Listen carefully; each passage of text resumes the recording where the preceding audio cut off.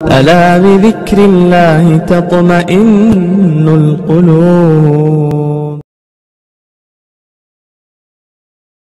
الحمد لله نحمده ونستعينه ونستغفره ونؤمن به ونتوكل عليه ونعوذ بالله من شرور أنفسنا ومن سيئات أعمالنا.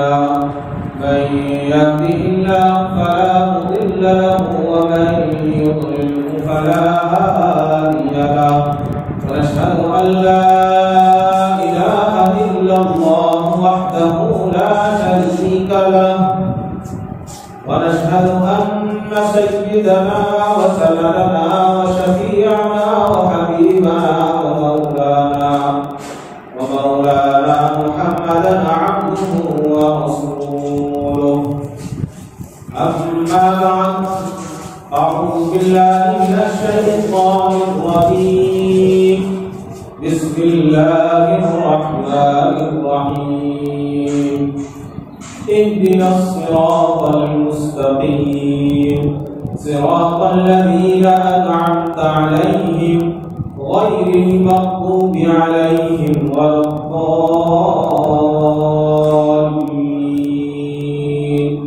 صدق الله مولانا العظيم.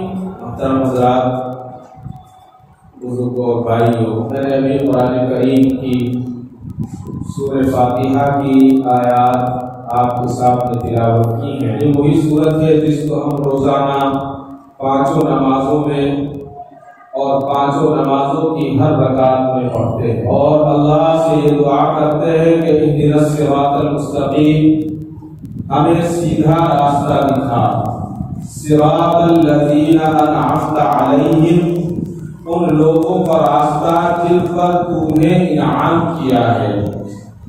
غیر المغضوب علیہم ولا الضالین، نہ کہ جن پر تیرا غضب نازل ہوا اور نہ وہ جو گمراہ ہوئے. ان آیات کا انتخاب کرنے کا مقصد یہ ہے کہ یہ مبارک مہینہ ماہ محرم الحرام کا چل رہا ہے اور اس مہینے کے اندر ہم کتنی خرافات کرتے ہیں.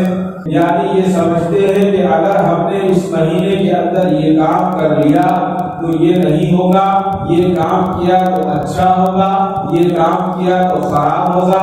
لہذا اللہ تبارک و تعالیٰ کا یہ حساب ہے. اللہ تبارک و تعالیٰ نے جو ہمیں دن دیے ہیں، جو وقت دیا ہے، جو مہینے دیے ہیں، کوئی دن اور کوئی مہینہ اور کوئی وقت ایسا نہیں ہے جو نعوذ باللہ منحوس ہو. تمام کے تمام وقت، تمام کی تمام چیزیں، تمام کے تمام دن، یہ تمام کے تمام اللہ تبارک و تعالیٰ نے بنائے ہیں. اور جب اللہ نے بنائے ہیں تو اللہ کی بنائی ہوئی چیز کوئی چیز خراب نہیں ہے، کوئی چیز خراب نہیں ہو سکتی. اسی کے پس منظر میں میں نے یہ قرآن کریم کی سورہ فاتحہ کی آیات تلاوت کی ہیں اور خصوصاً اس میں آج صحابہ کرام رضوان اللہ تعالی علیہم اجمعین کے تعلق سے مجھے چند باتیں عرض کرنی. جب ماہ محرم کا مہینہ آتا ہے، محرم کے مہینے میں صرف حضرت امام حسین رضی اللہ تعالی یا حضرت امام حسن رضی اللہ تعالی کو ہم یاد کرتے ہیں. اس کے علاوہ ہمارے ذہن میں کوئی بات نہیں آتی. جبکہ آپ نے اس سے پہلے ایک محرم الحرام کو خطبے کے اندر سنا کہ اس دن ایک محرم تھا اور جمعہ کا دن تھا. حضرت مولانا عثمان صاحب نے کافی تفصیل سے ہمیں بتایا کہ ایک محرم میں حضرت عمر فاروق رضی اللہ تعالیٰ کی شہادت ہوئی. تاریخ کے اوراق بھرے پڑے ہیں. یہ مہینہ حضور اکرم صلی اللہ علیہ وسلم کے زمانے ہی سے محترم اور متبرک مہینہ تھا. اس مہینے کی 10ویں محرم کو اللہ نے حضرت امام حسین کی شہادت کو لکھا تھا. لیکن ان تمام باتوں کو ہم نے نظر انداز کر دیا اور ہم نے اپنی تاریخ کو بھلا دیا. ہمیں معلوم ہی نہیں ہے کہ اسلامی تاریخ کیا ہے. بتانے کا مقصد یہ ہے کہ آج جو زمانہ ہے وہ بہت گیا گزرا زمانہ ہے، نہایت فتنوں کا زمانہ ہے، پریشانیوں کا زمانہ ہے، ایک طرف اللہ تبارک و تعالیٰ نے ہمارا امتحان لینا مقصود تھا، یہ ایک بیماریوں کا زمانہ چل رہا ہے۔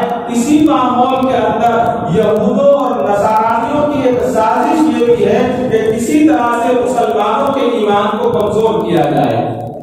مسلمانوں کے ایمان کو کمزور کرنے کا سب سے آسان طریقہ یہ ہے کہ مسلمان کو مسجد سے دور کر دو، مسلمان کو قرآن سے دور کر دو، مسلمان کو حدیث سے دور کر دو، اور نعوذ باللہ مسلمان کو صحابہ کی سیرت سے دور کر دو۔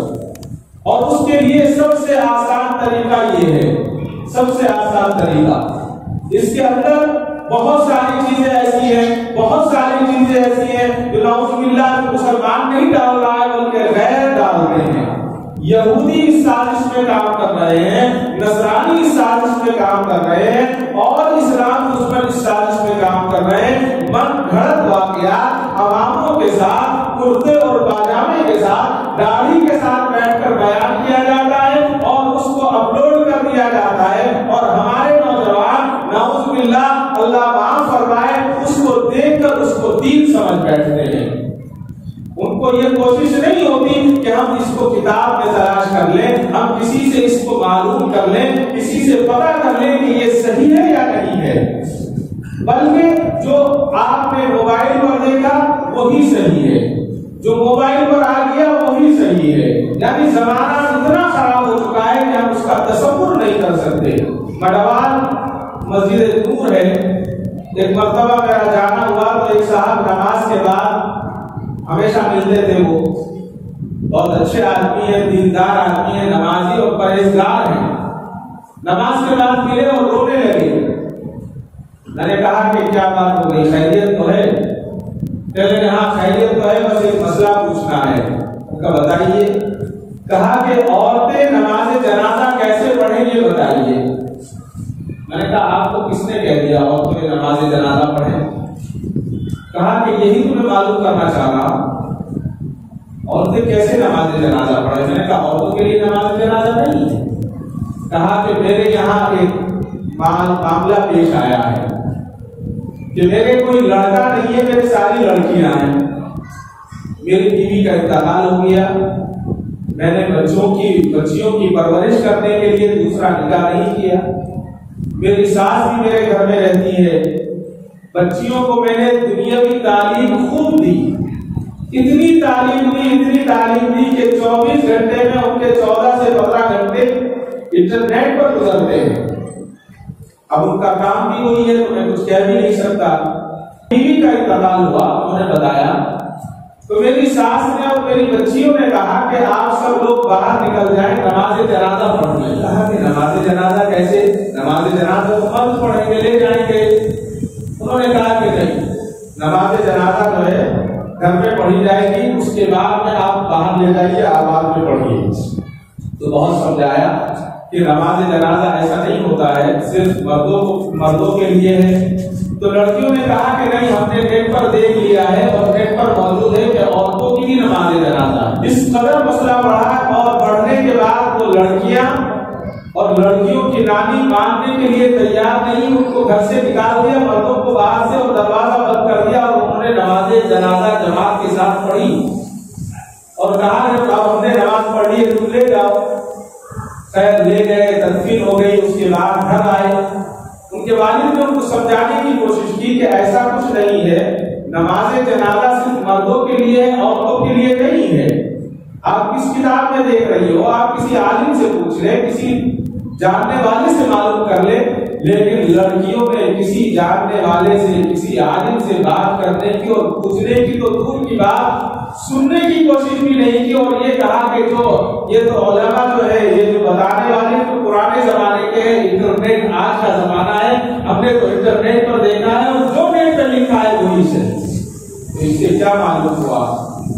اسی طرح سے آج جو ہے بار بار جو چاہے کوئی گستاخی رسول کرتا ہے، کوئی گستاخی صحابہ کرتا ہے، جو بھی دیکھو جس کے منہ میں آیا جو آیا وہ بک دیا۔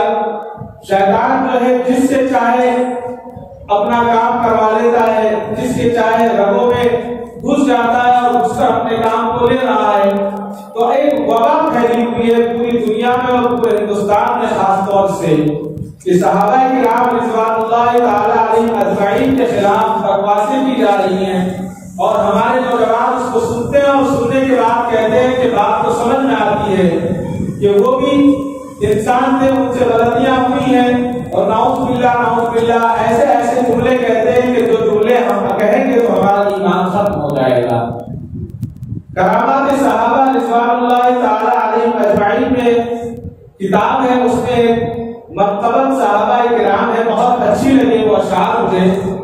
کسی نے لکھا ہے تو عالم نہ کیوں ہو نثار صحابہ، تو عالم نہ کیوں ہو نثار صحابہ، کہ ہے عرش منزل وقار صحابہ، تو عالم نہ کیوں ہو نثار صحابہ، کہ ہے عرش منزل وقار صحابہ۔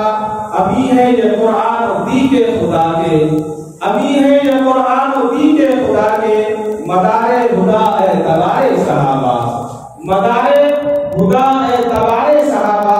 رسالت کی منزل میں ہر ہر قدم پر، رسالت کی منزل میں ہر ہر قدم پر نبی کو رہا انتظار صحابہ، رسالت کی منزل میں ہر ہر قدم پر نبی کو رہا انتظار صحابہ۔ خلافت امامت ولایت کرامت، خلافت امامت ولایت کرامت، ہر ایک منزل پر اقتدار صحابہ۔ اور آگے لکھا ہے نمایاں ہے اسلام کے گلستاں میں، نمایاں ہے اسلام کے گلستاں میں، ہر ایک گل پہ رنگے بہار صحابہ، کمال صحابہ نبی کی تمنا۔ حضور اکرم صلی اللہ علیہ وسلم کی مختلف صحابہ کو مختلف دعائیں تھیں، تو اسی کو شاعر نے بڑے اچھے انداز میں کہا ہے، کمال صحابہ نبی کی تمنا، جمال نبی ہے قرار صحابہ، جمال نبی ہے قرار صحابہ۔ جب صحابہ کے اندر وہ خوبیاں دیکھتے تھے حضور اکرم صلی اللہ علیہ وسلم کو مسرت ہوتی تھی، اور حضور اکرم صلی اللہ علیہ وسلم کو دعائیں دیا کرتے تھے۔ اور آگے فرمایا یہ مہریں فرمان ختم الرسل کی، یہ مہریں فرمان ختم الرسل کی، دین خدا شاہکار صحابہ۔ صحابہ ہے تاج رسالت کے لشکر، صحابہ ہے تاج رسالت کے لشکر، رسول خدا تاجدار صحابہ، رسول خدا تاجدار صحابہ۔ انہی میں ہے صدیق و فاروق و عثمان، انہی میں ہے صدیق و فاروق و عثمان، انہی میں علی شہ سوار صحابہ، انہی میں ہے بدر و احد کے مجاہد، لقب جن کا ہے جانثار صحابہ، انہی میں ہے اصحاب شجرہ نمایاں جنہیں کہتے ہیں رازدار صحابہ، انہی میں ہے حسین و حسن فاطمہ ہے نبی کے جو ہے گلزار صحابہ، پس مرگ اے آدمی یہ دعا ہے بنو میں غبار مزار صحابہ۔ صحابہ کرام رضوان اللہ تعالی علیہم اجمعین، ان کے تعلق سے اگر ہم ساری زندگی بھی ان کی خوبیوں کو بیان کریں گے تو ہم بیان نہیں کر سکتے۔ ایک چھوٹے سے چھوٹا ادنا سے ادنا صحابی اس کے مقام کو بڑے سے بڑا بزرگ نہیں پہنچ سکتا، بڑے سے بڑا عالم نہیں پہنچ سکتا، بڑے سے بڑا عابد نہیں پہنچ سکتا۔ تو جب وہ نہیں پہنچ سکتے تو ہم کون ہوتے ہیں کہ ہم اپنی زبان سے بد زبانی کریں اور صحابہ کرام رضوان اللہ تعالی علیہم اجمعین کے خلاف بکواس کریں؟ اس لیے کہ حضور اکرم صلی اللہ علیہ وسلم نے ارشاد فرما دیا تھا، اللہ اللہ فی اصحابی لا تتخذوهم غرضا من بعدی، میرے صحابہ کے بارے میں اللہ سے ڈرو، اللہ سے ڈرو، اور میری محبت کے سبب ان کو محبت رکھے گا، جو ان سے بغض کرے گا تو مجھ سے بغض کا باعث بنے گا۔ گویا صحابہ سے محبت حضور سے محبت ہے، اور صحابہ سے بغض رکھنا حضور سے بغض رکھنا ہے۔ اور حضور نے یہ فرمایا جس نے مجھ کو تکلیف دی حقیقت میں اس نے اللہ کو تکلیف پہنچائی، اور جس نے اللہ کو تکلیف دی قریب ہے کہ اس کی گرفت کر لی جائے گی، اس کی پکڑ کر لی جائے گی۔ تو بتانے کا مقصد یہی ہے کہ آج کل جو سوشل میڈیا پر ہم توجہ دیتے ہیں، اس پر جو کلپ آتے ہیں، بہت سارے کلپ اچھے بھی ہیں، ایسا نہیں ہے کہ خراب سارے خراب ہیں، بہت ساری اچھی باتیں بھی آتی ہیں۔ حضرت مولانا نذر الحفیظ صاحب دامت برکاتہ ندوۃ العلماء کے بڑے استادوں میں سے ہیں. میرا ان کے ساتھ تقریباً 8 دن قیام رہا دلی کے پروگرام میں. تو حضرت نے کتاب لکھی ہے مغربی میڈیا، پوری دنیا میں وہ کتاب مشہور ہوئی. انہوں نے ساری باتیں لکھی ہیں کہ آج سوشل میڈیا تو آج ہے، انہوں نے اب سے 20 سال پہلے یہ کتاب لکھی تھی کہ ٹی وی کے اندر کیا برائیاں ہیں، فلم کے اندر کیا برائیاں ہیں، ڈراموں کے اندر کیا برائیاں ہیں اور کیا اچھائیاں ہیں. تو حضرت سے میں نے ایک بات پوچھا، میں نے کہا حضرت آپ نے کتاب لکھی ہے، اس کتاب میں آپ نے بتایا ہے کہ فلموں کو دیکھنے کے لیے آپ کو فلم ہال بھی جانا پڑا، دوسری جگہوں پر بھی گئے اور دیکھ کر اس کے بعد آپ نے تمام چیزیں ریکارڈ کی ہیں. تو یہ بتائیے کہ ٹی وی کیا ہے، سوشل میڈیا تو نہیں تھا. تو حضرت نے بڑی اچھی بات کہی. حضرت نے کہا کہ دیکھو یہ جو ہے بھینس ہے، اور کہا کہ بھینس کیا کرتی ہے، گوبر زیادہ دیتی ہے، پیشاب زیادہ کرتی ہے اور دودھ بہت کم دیتی ہے، اور دودھ دیتے دیتے اگر وہ پیشاب کر دے تو دودھ بھی خراب ہو جاتا ہے. لہذا جو دودھ نکالنے والا ہے یہ اس کے بعد بس کی بات ہے کہ وہ بھینس کو کس طرح سے رکھتا ہے اور دودھ اس کا کس طرح سے حاصل کرتا ہے. حقیقت ہے، بالکل بہت اچھی بات سمجھائی. یہ موبائل اور یہ سوشل میڈیا بالکل یہی ہے، بالکل بھینس ہے. گوبر تو 100 کلو کرے گی اور دودھ 10 کلو دے گی، اور پیشاب اور گوبر کو جمع کر لیا جائے، اس کی بدبو کو جمع کر لیا جائے تو آپ کو اندازہ ہو جائے گا کہ اچھائی کتنی ہے اور برائی کتنی ہے. تو بالکل سوشل میڈیا کا معاملہ یہی ہے. تو جو چیز صحیح ہے، آج ہمارے نوجوانوں کے اندر اس قدر برائیاں پھیل رہی ہیں. ہمارے اس محلے کی بات کر رہا ہوں، میں کسی اور محلے کی بات نہیں کر رہا ہوں. اس محلے کے تعلق سے کسی صاحب ایک مولانا آئے تھے ابھی 2-4 دن پہلے. انہوں نے کہا کہ ایک بچہ اسی محلے کا مسجد میں کھڑا ہوا، اپنی ٹانگیں ایسے جوڑی کے اور نماز پڑھنے لگا. گھر والوں نے سمجھایا کہ بھائی ایسا نہیں ہے، آپ تو جماعت میں جایا کرتے تھے، آپ کے والد بھی جماعت میں جاتے ہیں. اس نے کہا نہیں حضرت، مجھے آپ کی بات سے اطمینان نہیں ہے، یہی طریقہ ٹھیک ہے. اس نے کہا یہ کیسے؟ اور بچے جو 16 سال، کہا کہ یہ آپ نے کہاں سے سیکھا؟ آپ کے باپ بھی سنی، آپ کے بھائی بھی سنی، آپ کے دادا بھی سنی، آپ نے یہ کہاں سے سیکھا؟ کہا کہ میں فلاں صاحب کی کلپ دیکھتا ہوں یوٹیوب پر اور وہاں سے میں نے اس کو لے لیا. بہت سمجھایا اس بچے کو لیکن ماننے کے لیے تیار نہیں. پھر امام صاحب کو خیال آیا.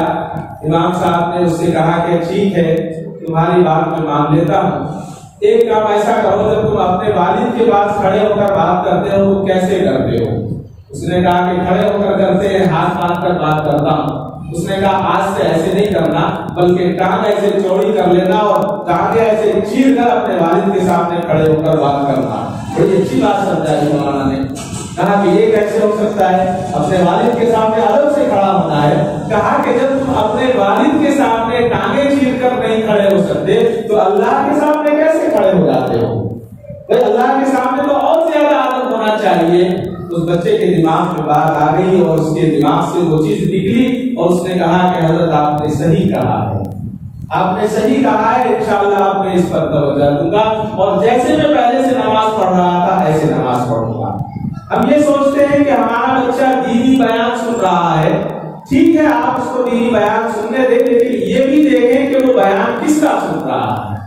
کہیں ایسا تو نہیں کہ وہ بیان قادیانی کا سن رہا ہو. دیکھنے میں بڑے بڑے امامے ہیں، بڑی بڑی گاڑیاں ہیں، اونچی اونچی ٹوپیاں ہیں، لیکن پتہ چلے کہ وہ نعوذ باللہ محمد عربی صلی اللہ علیہ وسلم کی نبوت سے منکر ہو جائے. تو اس تمام چیزوں پر غور کی ضرورت ہے سوشل میڈیا کے تعلق سے. جب ہم اس پر توجہ دیں گے تو ہمیں بھی کچھ چیز اچھی چیزیں بھی ہیں، دعائیں بھی سیکھنے کو ملیں گی اور دوسری چیزیں بھی ملیں گی. اور اگر نعوذ باللہ کسی گستاخ رسول کے ہاتھ لگ جائے، اس کی ویڈیو کوئی ایسی مل جائے، آج کل جو یہ ماحول چل رہا ہے اس طرح سے لوگوں کو بھٹکایا جاتا ہے، خصوصاً نوجوانوں کو بھٹکایا جاتا ہے، تو نوجوان بگڑ جائیں گے اور بھٹک جائیں گے اور ان کے ایمان کا خطرہ ہے. بہت درد ہے. اس مہینے کے تعلق سے مجھے اصل میں عرض کرنا تھا. ایک بات اور کہہ کر اپنی بات پر واپس آ جاتا ہوں. حضرت عبد الرحمن جامی رحمۃ اللہ علیہ لکھتے ہیں کہ ایک بہت نیک آدمی نے بیان کیا ہے کہ ایک مرتبہ وہ کہیں سفر میں جا رہے تھے تو راستے میں کوفہ کا رہنے والا ایک شخص ان کے ساتھ سفر میں ہو گیا، اور جب وہ سفر میں ساتھ چلنے لگے، جب 3-4 لوگ ہوتے ہیں تو بات کرتے ہوئے چلتے ہیں، بات کرتے ہوئے جا رہے تھے تو اس نے حضرت ابو بکر اور حضرت عمر رضی اللہ تعالیٰ کو گالیاں دینی شروع کر، تو انہوں نے کہا کہ یہ تم گالیاں دے رہے ہو، یہ اچھی بات نہیں ہے، تم صحابہ کو گالیاں مت دو۔ اس نے کہا کہ نہیں میں تو دوں گا، آپ کیا بگاڑ لو گے، میرا کچھ نہیں بگڑے گا۔ راستے میں اس کی منزل آئی، وہ رک گیا، یہ لوگ آگے بڑھ گئے، واپسی ہوئی، واپسی میں ان کو یاد آیا کہ یہاں پر ایک صاحب رک گئے تھے، شاید واپسی میں ہمارے ساتھ واپس چلیں گے۔ ان سے کہنے لگے کہ آپ چلو اسے دیکھتے ہیں۔ وہاں گئے تو وہاں اس کا ملازم غلام ملا، نوکر ملا۔ انہوں نے اس کے نوکر سے کہا کہ تمہارا مالک کہاں ہے، ہم واپس اپنے گاؤں کو جا رہے ہیں، اگر وہ چلنا چاہے تو ہمارے ساتھ چلے۔ تو اس نے کہا کہ ایک مسئلہ ہو گیا ہے، ایک معاملہ پیش آ گیا ہے۔ انہوں نے کہا کیا معاملہ ہے؟ کہ معاملہ یہ ہے کہ ہمارا مالک جو ہے، آپ کو پتہ ہی حضرت عمر کو اور ابو بکر کو گالیاں دیا کرتا تھا، تو اللہ تبارک و تعالیٰ نے اس پر یہ عذاب نازل کیا ہے کہ اللہ نے اس کے ہاتھوں کو اور پیروں کو سور کا بنا، سور کے ہاتھ اور پیر بنا دے، لہذا وہ اس قابل ہی نہیں ہے کہ وہ آپ کے ساتھ چل سکے، آپ کے ساتھ بات کرے۔ انہوں نے اللہ سے توبہ کی اور دعا کی کہ اللہ تمہاری حفاظت فرما۔ تو صحابہ کے تعلق سے، علماء کے تعلق سے، اسلام کے تعلق سے اس طرح کے خیالات رکھنا اور اس طرح کی چیزوں کو دیکھنا نہایت مضر ہے۔ یہ ایمان کا خطرہ ہے، مال چلا جائے تو دوبارہ آ سکتا ہے، جان چلی جائے تو وہ تو جانی ہی ہے، لیکن اگر ایمان چلا جائے یہ بہت مشکل معاملہ ہے، پھر سودا آسان نہیں ہے۔ اور صحابہ، چھوٹا سا صحابی کی بھی اگر آپ تاریخ اٹھا کر دیکھیں گے تو ہم بالکل اس کے قریب بھی نہیں پہنچ سکتے۔ حضرت جریر رضی اللہ تعالیٰ نے صحابی رسول ہیں، صحابی کے تعلق سے آتا ہے کہ آپ کا ایک غلام تھا، حضرت جریر رضی اللہ تعالیٰ نے اپنے غلام کو بلایا اور بلا کر کہا کہ جاؤ بازار، اور بازار جا کر ایک عربی نسل کا بہترین گھوڑا خرید کر لاؤ۔ حضرت جریر رضی اللہ تعالیٰ کا غلام بازار جاتا ہے اور جانے کے بعد اس نے ایک بہترین گھوڑا دیکھا، اور گھوڑا دیکھنے کے بعد اس کی بات کی اور 300 درہم میں گھوڑے کی قیمت طے کی، اور طے کرنے کے بعد اس سے کہا گھوڑے کے مالک سے کہ پیسے تو میں لے کر نہیں آیا ہوں، آپ میرے ساتھ چلیں اور میرے مالک کو گھوڑا دکھا دیں، 300 درہم میں نے طے کر لیے ہیں، آپ کو میں 300 درہم اپنے مالک سے دلوا دوں گا۔ حضرت جریر کے پاس گھوڑے کا مالک اور آپ کا غلام اس گھوڑے کو لے کر آتے ہیں۔ اب جب لے کر آئے، لانے کے بعد پوچھا حضرت جریر نے کہ گھوڑا کتنے کا ہے؟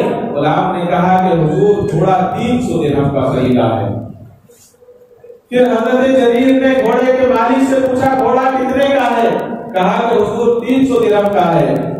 تو حضرت جریر نے گھوڑے کو دیکھا، اس کی کمر پہ ہاتھ پھیرا اور کہا کہ گھوڑا 300 درہم کا نہیں ہے۔ اصل میں حق لینے والے کی خاصیت یہ ہوتی ہے کہ وہ چیز سستے میں لینا چاہتا ہے، اور جب اپنے بیچنے کی چیز آتی ہے تو مہنگے میں بیچنا چاہتا ہے، انسان کی فطرت یہ۔ تو مالک سمجھ گیا گھوڑے کا کہ حضرت جریر کچھ پیسے کم کروانا چاہتے ہیں، تو کہا کہ حضور آپ کے غلام نے 300 درہم میں طے کر لیا ہے، آپ کہتے ہیں کہ گھوڑا 300 درہم کا نہیں ہے۔ کہا کہ ہاں 300 درہم کا نہیں ہے، گھوڑا تو 400 درہم کا۔ اور ہاتھ رکھی اور کہا کہ گھوڑا تو 400 درہم کا ہے۔ بڑا تعجب ہوا کہ پیسے کم کروانے چاہیے تو میں سمجھ رہا تھا کہ کم کروائیں گے، انہوں نے پیسے بڑھا دیے ہیں۔ خاموش رہا۔ پھر دوسری جانب، دوسری کمر کی جانب آئے اور ہاتھ پھیلا اور کہا کہ بھائی نہیں، میں نے غلط کہا ہے، گھوڑا 400 درہم کا نہیں ہے۔ اب وہ پھر پریشان ہو گئے، پھر کہا کہ گھوڑا جو ہے 400 کا نہیں 500 درہم کا ہے۔ گھوڑے کا مالک خوشی سے پھول اٹھا، کھل گیا اس کا چہرہ۔ پھر آگے گئے اور اس کی پیشانی پر ہاتھ پھیرا گھوڑے کی، اور پھیر کر کہا کہ نہیں، گھوڑا جو ہے وہ 500 کا بھی نہیں 600 درہم کا ہے۔ گھوڑے کا مالک سوچ رہا ہے مذاق کر رہے ہیں، یہ کیا ہو رہا ہے۔ پھر واپس پیچھے آئے، گھوڑے کی پنڈلیوں کو دیکھا، اس پر ہاتھ پھیرا اور ہاتھ پھیر کر کہا کہ بھائی گھوڑا 600 کا نہیں ہے، گھوڑا تو 700 درہم۔ گھر میں گئے، 700 درہم لائے اور گھوڑے والے کو دیے اور اس کو بھیج دیا۔ بڑے خوش ہو کر وہ لے گیا۔ غلام نے کہا کہ حضور یہ آپ نے کیا کیا؟ کہ 300 درہم کا گھوڑا خرید کے لایا ہوں، آپ نے 400 درہم بڑھا کر اس کو دیے، 700 درہم دے دیے۔ تو حضرت جریر رضی اللہ تعالیٰ عنہ کے الفاظ سننے کے اور عمل کے قابل ہیں۔ حضرت جریر نے فرمایا کہ میں نے اس پر کوئی احسان نہیں کیا ہے، بلکہ میں نے آقا مدنی صلی اللہ علیہ وسلم سے جو وعدہ کیا تھا میں اس کو نبھا رہا ہوں، اس کو پورا۔ جس وقت میں نے حضور کے ہاتھ پر کلمہ پڑھا اور بیعت کی تو حضور نے مجھ سے یہ فرمایا تھا، حضور کا یہ حکم تھا کہ کسی مومن کو تم سے تکلیف نہ پہنچے، لہذا میں نے یہ نیت کر لی ہے کہ کبھی کسی مومن کو تکلیف نہ پہنچے۔ اس کا گھوڑا 300 درہم کا تھا لیکن یہ تکلیف میں بیچ رہا تھا، تو میرے دل میں یہ آیا کہ اگر اس کو تکلیف ہوگی تو گویا میں نے جو حضور سے وعدہ کیا ہے وہ وعدہ پورا نہیں ہوگا، لہذا میں نے اس کو گھوڑے کی قیمت 300 کے بجائے 700 دی ہے، اور اس پر میں نے کوئی احسان نہیں کیا ہے بلکہ میں نے اپنے اوپر احسان کیا ہے کہ میں نے حضور سے جو وعدہ کیا تھا اس کو میں پورا کر۔ یہ تعلیمات اسلام ہے، یہ چھوٹے سے صحابی کی سیرت ہے، اور بڑے بڑے صحابہ جن کو آج لوگ پتہ نہیں کیا کیا کہہ رہے ہیں، پتہ نہیں کیا کیا کہہ دیتے ہیں، پتہ نہیں ان کے ایمان کیسے ہیں، ایمان ہوتے تو کیسے کہتے ہیں۔ اور صحابی رسول، صحابی کا مقام کیا ہے؟ حضرت ابو بکر کا مقام میں اور آپ کیا جانے حضرت ابو بکر کے مقام کو؟ نہ ہم سمجھ سکتے، نہ ہمارے پاس وہ دل ہے، نہ ہمارے پاس وہ دماغ ہے۔ فجر کی نماز ہوئی مسجد نبوی میں، حضور اکرم صلی اللہ علیہ وسلم کے سامنے تمام بیٹھے ہوئے ہیں، سارے صحابہ تشریف فرمائے۔ حضور نے سلام پھیر کر پوچھا بتاؤ آج کس نے روزہ رکھا ہے، بتاؤ کس نے روزہ رکھا ہے؟ حضرت عمر رضی اللہ تعالیٰ نے عرض کیا کہ یا رسول اللہ روزہ رکھنے کی نیت تھی، ارادہ تھا رات میں، لیکن روزہ رکھا نہیں۔ حضور نے پھر پوچھا بتاؤ کس نے روزہ رکھا ہے؟ حضرت ابو بکر نے ہاتھ اٹھا دیا، کہا کہ یا رسول اللہ میں نے روزہ رکھا ہے۔ کہا کہ اچھا۔ پھر حضور نے دوسرا سوال کیا کہ بتاؤ آج کس نے کس بیمار کی تیمارداری کی ہے، مجاز پرسی کی ہے، تیمارداری کس نے کی ہے؟ حضرت عمر نے کہا کہ یا رسول اللہ ابھی تو فجر کی نماز ہوئی ہے، ابھی تو سورج نکلا ہے، اب تو جائیں گے، اس کے بعد جو بیمار ہوگا اس کی تیمارداری کریں گے۔ حضور خاموش رہے اور پھر کہا کہ بتاؤ آج کس نے کسی بیمار کی تیمارداری کی ہے؟ حضرت ابو بکر نے ہاتھ اٹھا دیا، ہاتھ اٹھا دیا کہ یا رسول اللہ میں نے کی ہے۔ کہا کہ کیسے؟ ابھی تو فجر کی اذان نماز ہوئی ہے۔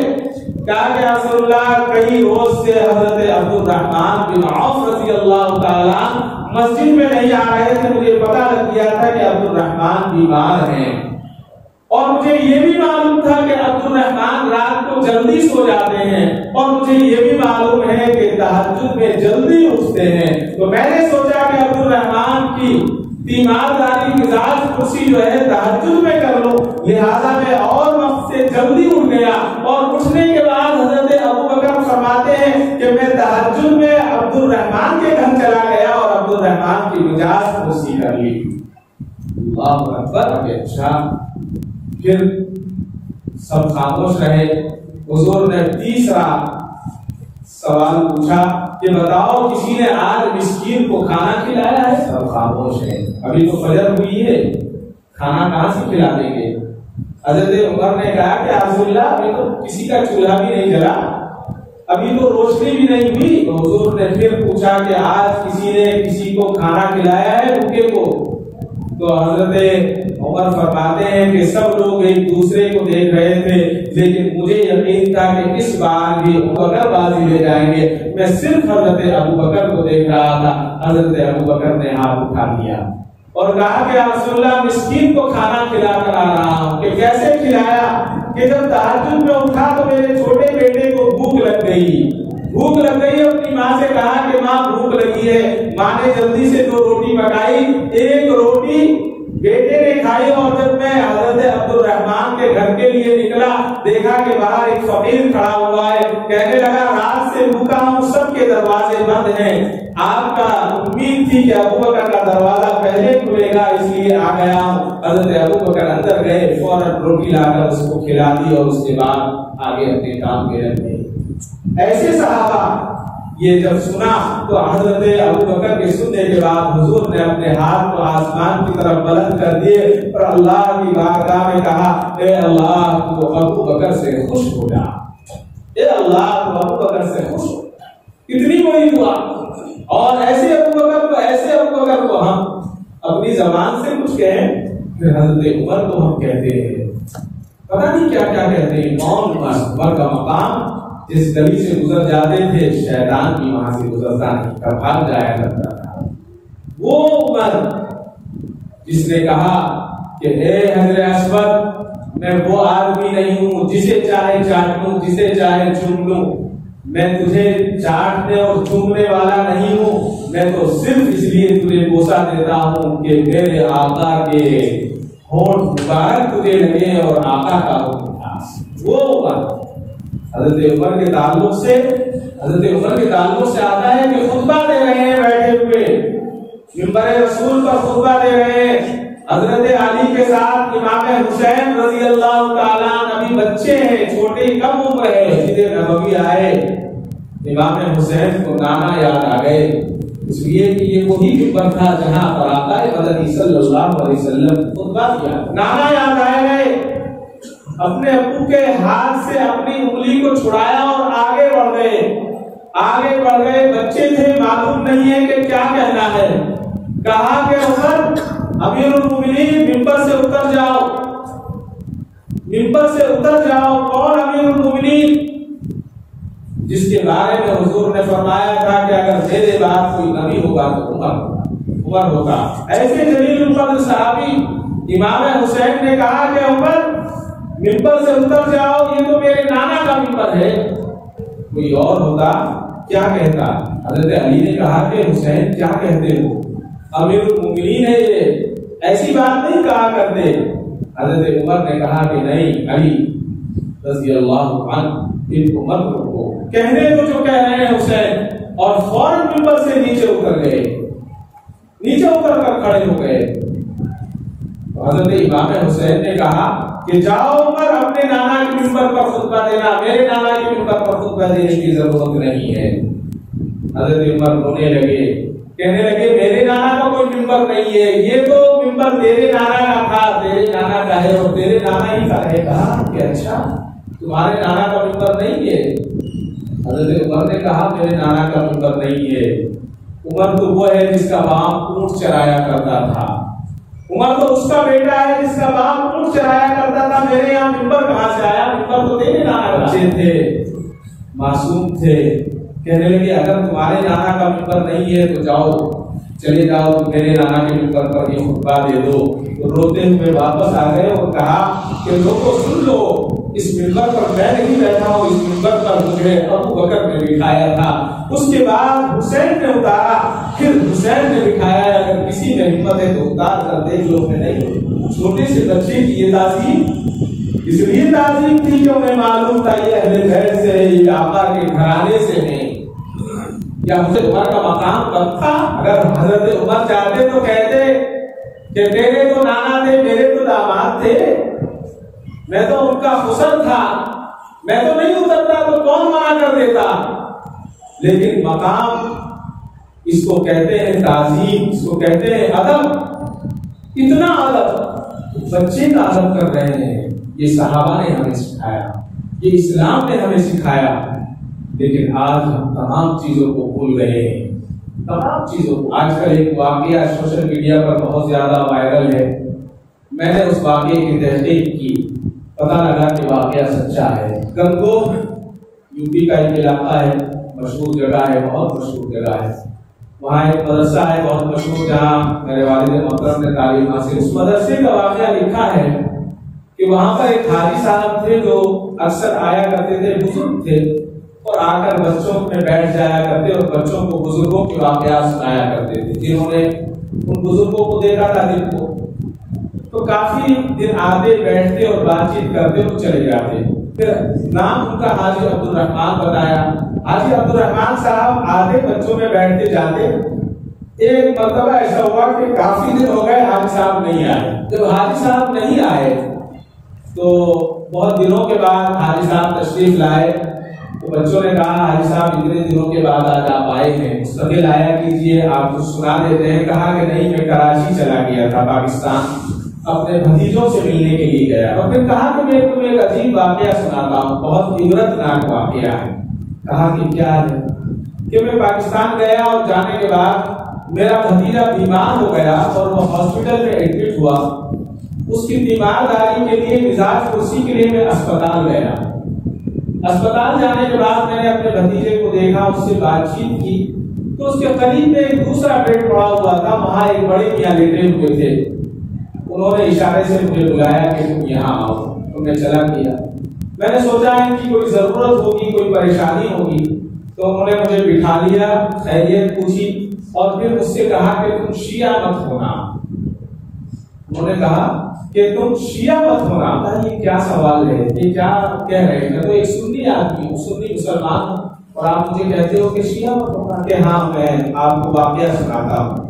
کہا کہ میں یہی کا رہنے والا ہوں اور میں شیعہ تھا، تو میں ہمیشہ حضرت عمر، حضرت ابو بکر، حضرت عمر، حضرت عثمان رضی اللہ تعالیٰ اجمعین کو گالیاں دیا کرتا تھا اور پردہ کیا۔ تو ایک رات میں سویا اور دیکھتا ہی ہم کو بہت بڑا جنگل ہے، بیابان ہے، صحرا ہے، اور میں چل رہا ہوں تو مجھے پیاس لگی۔ پیاس لگنے کے بعد مجھے بہت زیادہ جب پیاس لگی تو میں پانی کی تلاش میں جب آگے بڑھا تو ایک نہر نظر آئی، بہت بڑی پانی کی ندی نظر آئی، تو بہت میں خوش ہوا کہ یہاں سے پیاس بجھا لوں گا، پاک اور صاف پانی تھا۔ تو جب میں وہاں گیا تو میں نے دیکھا کہ اس پر ایک بورڈ لگا ہے، امیر المؤمنین حضرت ابو بکر صدیق رضی اللہ تعالیٰ۔ مجھے بڑا غصہ آیا کہ یہ تو ابو بکر کی نہر ہے، میں یہاں پانی نہیں پیوں گا۔ اس سے جو ہے آگے بڑھ گئے، کہنے لگے بعد میں آگے ملیں گے، کوئی بات نہیں۔ آگے پھر پیاس بڑھتی گئی، پھر پانی کی تلاش، پھر آگے پہنچے تو دوسری نہر ملی تو خوشی ہو گئی کہ چلو یہاں پانی پی لیں۔ وہاں دیکھا کہ وہاں حضرت عمر کا بورڈ لگا ہوا ہے۔ جب حضرت عمر کا بورڈ دیکھا تو اور غصہ آیا، میں نے اور بگا اور کہا کہ کچھ بھی ہو جائے پانی تو میں نہیں پیوں گا، مر جاؤں گا، پانی نہیں پیوں گا۔ پھر آگے بڑھا، پھر پیاس بڑھتی گئی، پھر تلاش ہوئی تو پھر ایک نہر آئی، پھر دیکھا وہاں آگے گیا تو حضرت عثمان کا بورڈ لگا ہے۔ میں نے سوچا کہ اس پر بھی پانی نہیں پیوں گا، میں مر جاؤں گا۔ پھر آگے بڑھا، ڈھونڈتا پھر دیکھا تو ایک بہت اچھی نہر ملی، تو وہاں دیکھا تو وہاں بورڈ لگا ہوا تھا حضرت علی کا۔ تو میں بہت خوش ہوا اور میں نے کہا کہ حضرت علی کا بورڈ ہے، حضرت علی کا میں چاہنے والا ہوں اور حضرت علی کی نہر سے پانی پیوں گا۔ تو وہاں دیکھا کہ ایک شخص، ایک بزرگ کھڑے ہوئے ہیں، بہت گھنتی داڑھی ہے، بہت بہترین جسم ہے، بڑے خوبصورت ہے۔ میں نے ان سے پوچھا کہ تم کون ہو؟ تو انہوں نے کہا کہ میں علی رضی اللہ عنہ۔ تو یہ خوش ہو گیا، اس نے کہا کہ میں تو آپ کا بڑا چاہنے والا ہوں، میں آپ کا چاہنے والا ہوں اور مجھے بہت شدید پیاس لگی ہے، مجھے پانی پینا ہے۔ حضرت علی کو غصہ آ گیا اور حضرت علی نے کہا، فرمایا کہ اس سے پہلے تمہیں کوئی نہر نہیں ملی؟ کہا کہ ملی تھی، ابو بکر کی ملی تھی، عمر کی ملی تھی، عثمان کی ملی تھی، لیکن میں نے پانی نہیں پیا، اس لیے کہ میں ان کو نہیں چاہتا، میں تو آپ کو چاہتا ہوں۔ حضرت علی کو غصہ آ گیا اور حضرت علی نے بہت زور سے ان کے رپٹ مارا، تھپڑ مارا، کہا کہ میرے دوستوں سے بغض رکھتے ہو اور مجھ سے محبت کا دعویٰ کرتے ہو۔ تو شخص کہتا ہے کہ جب آپ نے مارا تو میرے 32 کے 32 دانت نیچے گر گئے اور میری آنکھ کھل گئی۔ جب میری آنکھ کھلی تو میں نے بستر پر دیکھا کہ سارے دانت بستر پر گرے ہوئے ہیں، منہ سے خون جاری ہے اور میرا بدن کانپ رہا تھا۔ مجھے یقین ہو گیا تھا کہ یہ خواب سچا ہے۔ میں نے گھر والوں کو بلایا، سارے گھر والوں کو بلایا اور میں نے اسی وقت توبہ کی اور میں سنی ہو گیا، اور میں نے یہ نیت کر لی کہ جتنے بھی لوگ ہوں گے، جہاں بھی ہوں گے، میں ہر ایک کو یہ کہوں گا کہ تم سنی بن کر رہو، شیعہ۔ آج ہم بہت معذرت کے ساتھ، اس لیے کہ اختلافی مسائل بیان کرنا ہمارا پیشہ اور نقشہ ہی نہیں ہے، نہ ہم اس کو بیان کرتے ہیں، لیکن مجبوری ہے۔ آج ہم یہ سمجھتے ہیں کہ ہم پنجے کو اٹھا کر، پنجتن کو کہتے ہیں کہ یہ پنجہ جو ہے سنیوں کا نہیں ہے، یہ رافضیوں کا ہے۔ سنی بن کر رہیں، رافضی بن کر نہ رہیں. بار بار اتنا ہی کہوں گا اور سمجھدار کے لیے اتنی بات کا. اور اللہ تبارک و تعالیٰ نے جیسا کہ میں نے شروع میں آپ سے عرض کیا کہ اللہ تبارک و تعالیٰ نے ہر دن، ہر وقت، ہر رات، ہر صبح، ہر شام مسلمان خاص طور سے مومن کے لیے بابرکت رکھی ہے. اس کے اندر یہ کام نہ کیا جائے. خصوصاً شادیوں کا معاملہ ہمارے یہاں بہت زیادہ ہے. ہم لوگ یہ کہتے ہیں کہ محرم کے مہینے میں شادی نہیں کر سکتے. ایسا نہیں ہے. میرے گھر میں 2 شادیاں ہوئی محرم میں. ایک بھائی کی شادی والی صاحب نے کی، ایک بہن کی. اور ایسی جگہ کی جہاں سارے شیعہ رہتے ہیں. شیعوں کا گڑھ ہے، جان سکتے جو لوگ گئے ہیں جانتے ہیں. بڑے بڑے شیعہ، سب سے تعلقات. ان کو بلایا، کچھ لوگ آئے، کچھ نہیں آئے. اس میں کوئی قواعد نہیں ہے. بس ایک بات پر اپنی بات کو ختم کرتا ہوں. بات کو بہت لمبی کرنی تھی، بہت ساری باتیں ذہن میں آ رہی ہیں کہ حضرت مولانا یوسف صاحب لدھیانوی رحمۃ اللہ علیہ بہت مشہور عالم دین ہوئے ہیں. رہنے والے تو لدھیانے کے تھے، لیکن جب پارٹیشن ہوا دوسری طرف چلے گئے تھے. بہت ساری کتابیں حضرت کی ہیں. تو حضرت مولانا یوسف لدھیانوی رحمۃ اللہ علیہ کے تعلق سے لکھا ہے کہ آپ ایک دن قبرستان گئے. اور قبرستان جانے کے بعد آپ نے فاتحہ خوانی کی تو قبرستان میں سناٹا تھا. تو آپ کو برابر کی قبر سے کچھ ٹپ ٹپ کی آواز آئی. اب جب سناٹا ہوتا ہے، رات کا اندھیرا یا خاموشی، تو گھڑی کی جو سوئی ہوتی ہے وہ بھی اس کی آواز سنائی دیتی ہے. جب بارش کا ایک ٹپکا گرتا ہے تو وہ بھی سنائی دیتا ہے. حضرت مولانا یوسف صاحب لدھیانوی کے دل میں خیال آیا کہ ایسا ہو سکتا ہے کہ برابر کی قبر میں کوئی موذی جانور آ گیا ہو اور مردے کو، جو میت ہے، اس کو تکلیف پہنچا رہا ہو. تو آپ نے چاروں طرف دیکھنے کی کوشش کی. ابھی دیکھتے کیا ہے کہ برابر کے قبر میں ایک سوراخ ہے، ایک روزن ہے. حضرت مولانا یوسف لدھیانوی نے اس روزن میں جھانکا.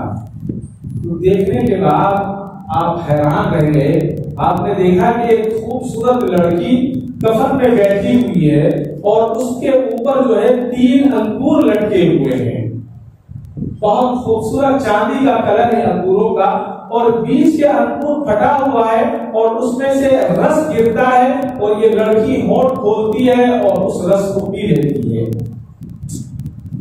جنت کا منظر یاد آ گیا. حضرت مولانا یوسف صاحب نے اپنے دوسرے ساتھیوں کو بلایا کہ یہاں آؤ. لوگ کہتے ہیں کہ عذاب اور قبر کا معاملہ نہیں ہے، وہ دیکھو.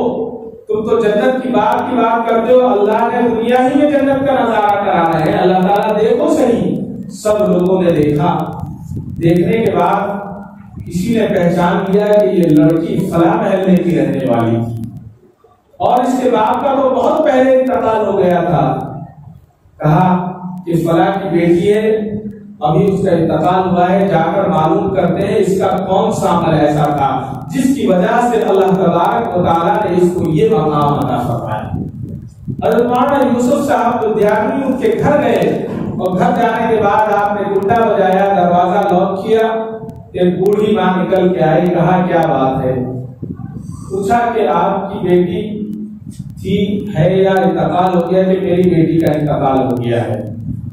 کہا کہ اس کا کون سا عمل ایسا تھا کہ جس کو اللہ تبارک و تعالیٰ نے اتنا پسند کیا اور دنیا ہی میں قبر میں اللہ تبارک و تعالیٰ جنت کی غذا اور اس کو انگور کھلا رہے ہیں.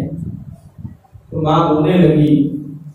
ماں نے کہا کہ مجھے معلوم تھا کہ میری بیٹی کو اللہ مقام اور مرتبہ عطا فرمائے. کون سا مقام، کون سا کام کرتی تھی؟ کہا کہ کام تو کچھ نہیں کرتی تھی. وہ جب بچپن سے ہی وہ پولیو کا شکار تھی، پیرالائسس اسے ہوا تھا، فالج زدہ تھی، بچپن سے چھوٹی سی تھی. میں اس کو گود میں اٹھاتی اور حمام لے کر جایا کرتی. اسی طرح سے وہ جوان ہو گئی. جوان ہونے کے بعد ایک دن مغرب کا وقت ہوا. مغرب کے بعد وقت اس نے مجھ سے کہا کہ پیشاب لگا ہے، مجھے آپ پیشاب کروا دیں. میں نے اس کو اٹھایا اور اٹھانے کے بعد پیشاب کے لیے لے گئی اور حمام میں اسے بٹھا کر آ گئی.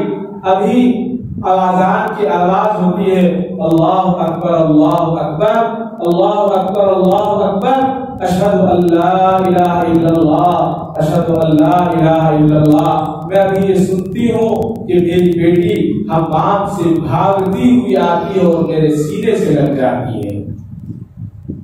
بچپن سے بیمار، چل نہیں سکتی، اپنے پیروں سے کھڑی نہیں ہو سکتی، اور بھاگتی ہوئی آئی اور ماں کے سینے سے لگ گئی۔ ماں نے کہا کہ بیٹا یہ کیا ہو گیا، یہ کون سی کرامت ہو گئی کہ تم اپنے پیروں سے چل کر آ رہی ہو؟ تو ماں سے کہا کہ اپنی جان خاموش رہو، اذان ہو رہی ہے، اذان ہو جانے دو۔ اس کے بعد اذان ہو گئی۔ بیٹی نے کہا کہ ماں میں بیمار ہوں، میں چل نہیں سکتی، تم اپنے بوڑھے ہاتھوں سے مجھے حمام لے جاتی ہو، استنجا کراتی ہو، وضو کراتی ہو۔ آج جب میں پیشاب کرنے کے لیے بیٹھی اور میرا پیشاب شروع ہوا تھا، اتنے میں مؤذن نے اذان کی آواز دی، اللہ اکبر اللہ اکبر، اللہ بڑا ہے، اللہ بڑا ہے، اشہد ان لا الہ الا اللہ، اشہد ان لا الہ الا اللہ۔ تو میرے دل نے یہ گواہی دی کہ وہ زندگی بھی کیا زندگی ہے کہ جو اللہ کا نام سنے اور ناپاک جگہ پر سنے اور میں پیشاب کروں۔ تو میں نے اپنے پیشاب کو روک لیا اور اللہ کی طرف میں نے دیکھا اور گڑ گڑا کر اللہ سے یہ دعا کی، اے اللہ اگر تجھے اپنا پاک نام سنانا ہے تو میں ایسی ناپاک جگہ پر بیٹھ کر پیشاب کی حالت میں تیرا نام سنوں، مجھے یہ گوارا نہیں ہے، یا تو مجھے موت دے دے یا تو مجھے شفا دے دے۔ ابھی میں نے یہ نیت اور دل سے یہ کہا ہی تھا کہ میرے پیروں میں لرزہ طاری ہوا، پیروں میں کپکپاہٹ ہوئی، میں نے اپنے شلوار کو اوپر کی اور میں بھاگتی ہوئی آ کر تمہارے سینے سے لگ گئی، اللہ نے مجھے ٹھیک کر دیا۔ علماء کرام فرماتے ہیں کہ کوئی وقت منحوس نہیں ہے، اور اللہ تعالیٰ نے مسلمان کو تو یہ دن میں 5 وقت ایسے دیے ہیں، اذان کے بعد کی دعا اور یہ ساری چیزیں ایسی دی ہیں کہ جب بھی انسان دعا کرنا چاہے، اللہ سے مانگنا چاہے تو اللہ تبارک و تعالیٰ اس کی دعا کو قبول کرتا ہے۔